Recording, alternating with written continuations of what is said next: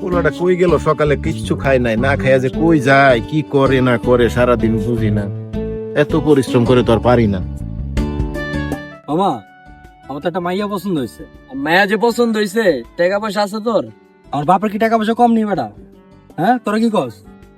হোক বেটা, তোর তো হালাকা সব মাই ভাল লাগে, এসব হাতাবাজি বাদ দে।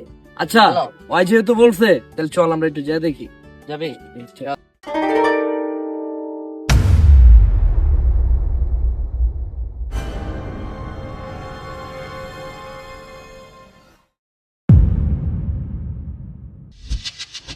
তুমি আনে কি করো?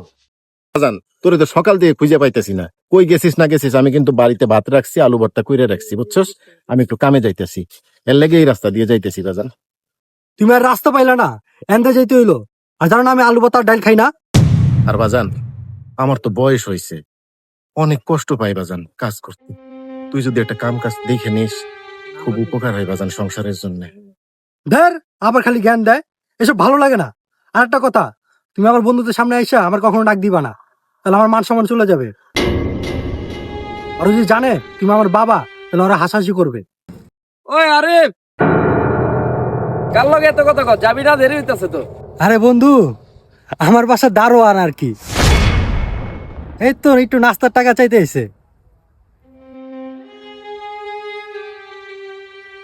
আচ্ছা বাবা, তোরা আড্ডা দে, আমি এদিক দিয়ে ঘুরেই যাই।